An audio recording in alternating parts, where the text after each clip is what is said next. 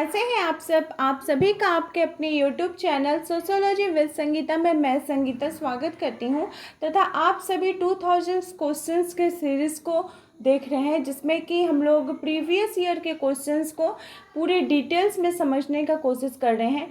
और ये जितने क्वेश्चंस हैं ये आपके यूपी पीजीटी एग्ज़ाम के लिए आपको बहुत ही ज़्यादा हेल्पफुल रहेंगे। साथ ही साथ अगर आप सोशियोलॉजी से रिलेटेड किसी भी स्टेट में कोई भी एग्ज़ाम दे रहे हो तो उसमें भी आपको ये बहुत ही ज़्यादा हेल्पफुल रहेंगे। तो चलिए क्लास को लेट न करते हुए हम लोग स्टार्ट करते हैं।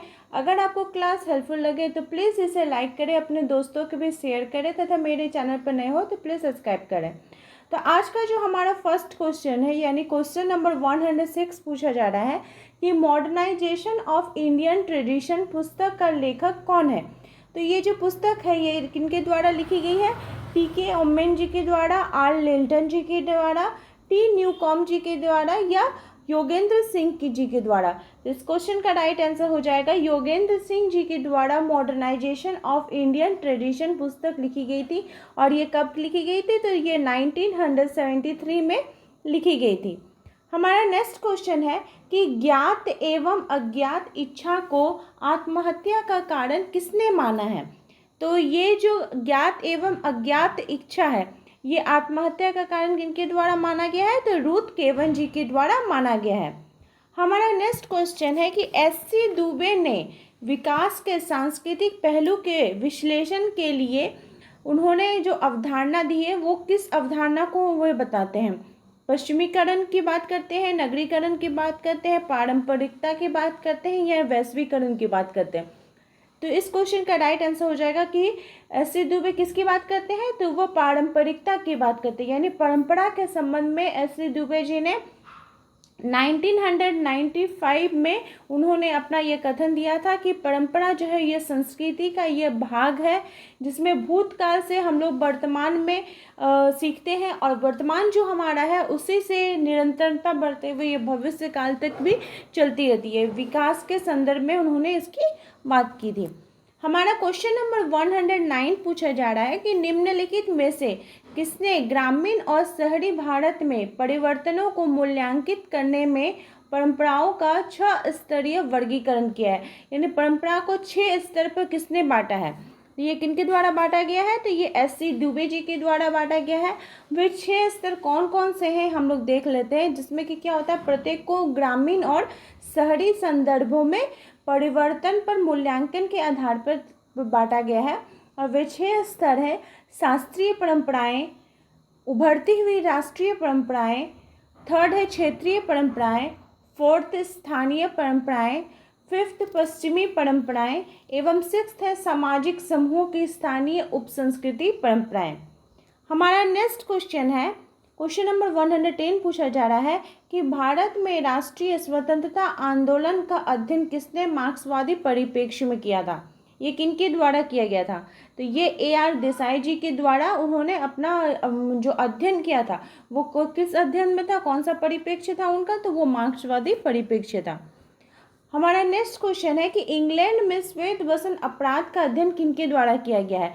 हर्बर्ट स्पेंसर जी के द्वारा, W.G. कार्सन जी के द्वारा, मैक्स वेबर जी के द्वारा या कार्ल मार्क्स जी के द्वारा? तो इस क्वेश्चन का राइट आंसर हो जाएगा W.G. कार्सन जी के द्वारा। 1971 में उन्होंने इंग्लैंड में श्वेत वसन अपराध यानी वाइट कॉलर क्राइम के ऊपर में उन्होंने अध्ययन किया। और वे बताते हैं कि ये एक ऐसा अपराध होता है जो कि व्यवसाय की क्रियाकलापों के द्वारा, मतलब इसमें जो प्रतिष्ठित व्यक्ति होते हैं, उच्च परिस्थिति वाले व्यक्ति होते हैं, उच्च प्रतिष्ठा वाले व्यक्ति होते हैं, उनके द्वारा जो कानूनी अपराध किया जाता है, वो कानून का उल्लंघन करते हैं तो उसे श्वेत वसन अपराध बोला जाता है। हमारा नेक्स्ट क्वेश्चन है कि नौकरशाही पर वेबर ने निम्नलिखित विचारों में कौन सा असत्य है? असत्य की बात की गई कि कौन सा कथन गलत है। तो इस क्वेश्चन का राइट आंसर हो जाएगा अत्यधिक भौतिक समृद्धि एवं मानसिक संतोष।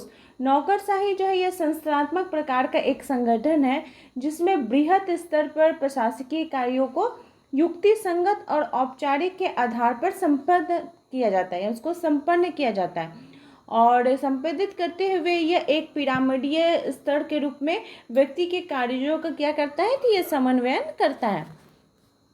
हमारा नेक्स्ट क्वेश्चन है कि लोम्ब्रोसो द्वारा वर्णित अपराधियों के वर्गीकरण में कौन सा अपराधी सम्मिलित नहीं है। आपके चार ऑप्शन है, जन्मजात अपराधी, पागल अपराधी, आकस्मिक अपराधी या पेशेवर अपराधी। तो इस क्वेश्चन का राइट आंसर हो जाएगा पेशेवर अपराधी। क्या है वो, जो लोम्ब्रोसो ने जो अपराधियों का वर्गीकरण किया था तो उसमें ये नहीं था। इटली के निवासी लोम्ब्रोसो जी मानते थे कि अपराधी जो होते वे जन्मजात होते हैं। इसके अलावा भी उन्होंने जो अपराधी का वर्गीकरण किया है वह है जन्मजात अपराधी, पागल अपराधी, भावुक अपराधी और एवं आकस्मिक अपराधी की बात की है, लेकिन उन्होंने पेशेवर अपराधी की बात नहीं की है। हमारा क्वेश्चन नंबर 114 पूछा जा रहा है कि विचलन के संदर्भ में निराशा आक्रामकता सिद्धांत किसने प्रतिपादित किया है। आपके चार ऑप्शन है, लोम्ब्रोसो, दुर्खिम, जॉन डोनाल्ड या पाल ब्रोका। इस क्वेश्चन का राइट आंसर हो जाएगा कि निराशा एवं जो आक्रामकता सिद्धांत की परिकल्पना है जो कि 1939 में दी गई थी, और ये किनके द्वारा दी गई थी, तो जो मनोवैज्ञानिक थे जॉन डोनाल्ड उनके द्वारा दी गई थी। हमारा क्वेश्चन नंबर 115 पूछा जा रहा है कि निम्नलिखित में से किस समाजशास्त्री ने जजमानी संबंधों का अध्ययन किया था। जजमानी व्यवस्था का उन्होंने गहन अध्ययन किया था। इस क्वेश्चन का राइट आंसर हो जाएगा W.H. वाइजर जी ने। उन्होंने 1958 में इसका अध्ययन किया था और उन्होंने उत्तरी भारत के गांव के विभिन्न जातियों के बीच जजमान कमीन पैटर्न जो था उसका अध्ययन किया था। इसी के आधार पर वाइजर जी ने विभिन्न जातियों का आपस में जोड़ने वाली एक समतावादी व्यवस्था वे मानते हैं। हमारा नेक्स्ट क्वेश्चन है कि भारत में ग्रामीण विकास के लिए मनरेगा किस समय से लागू किया गया। मनरेगा जो है ये कब से लागू किया गया है, तो ये 2 फरवरी 2006 से लागू किया गया है और ये राष्ट्रीय ग्रामीण गारंटी अधिनियम 2005 का एक योजना है और इस योजना को ग्रामीण क्षेत्रों में रोजगार शुरू करने के लिए ये प्रारंभ किया गया था और संसद में इसे 2 फरवरी 2006 को मान्यता मिली थी। हमारा नेक्स्ट क्वेश्चन है कि समाजशास्त्र सामाजिक भौतिकी है, किसने कहा है। हर्बर्ट स्पेंसर जी ने, मैक्स वेबर जी ने, अगस्त कॉम्ट जी ने या मैकइवर जी ने। तो समाजशास्त्र शब्द का सर्वप्रथम प्रयोग किनके द्वारा किया गया था, अगस्त कॉम्ट जी के द्वारा वर्ष 1838 में किया गया था, जिसके कारण उन्होंने वे सोशियोलॉजी शब्द का प्रयोग करते हैं, जिसके कारण उन्हें समाजशास्त्र का पिता कहा जाता है। और उन्होंने इस विषय की कल्पना फ्रांस के औद्योगिक क्रांति से उत्पन्न जो सामाजिक समस्याएं हुई थी उनके अध्ययन करने के लिए वे प्रयोग किए थे। और कॉम्ट ने ही प्रारंभ में इस विषय को सामाजिक भौतिकी यानी सोशल फिजिक्स बताया था। हमारा नेक्स्ट क्वेश्चन है कि सामाजिक दर्जा का अर्थ क्या होता है। समूह में व्यक्ति का स्थान, प्रथागत स्थान, व्यक्ति से अपेक्षा या व्यवसाय की प्रगति। इस क्वेश्चन का राइट आंसर हो जाएगा समूह में व्यक्ति का स्थान। सामाजिक दर्जा का क्या अर्थ होता है कि समूह में व्यक्ति का स्थान। सामान्यतः हमें देखा गया है जो परिस्थिति होती है, वो स्टेटस होता है, वो एक पद होता है, ठीक है, पद सोपान की तरह होता है जिसमें कि हमारे भाव निहित नहीं होता है, लेकिन परिस्थिति जो होती है, हमारा स्टेटस जो होता है वो किस पर आधारित होता है, ऊंच नीच की भावना पर आधारित होता है, संस्करण पर आधारित होता है, सम्मान के भाव को जोड़कर देखा जाता है कि व्यक्ति की विभिन्न परिस्थितियाँ क्या है और उसका जो योग होता है उसी को सामाजिक परिस्थिति या सामाजिक दर्जा बोला जाता है।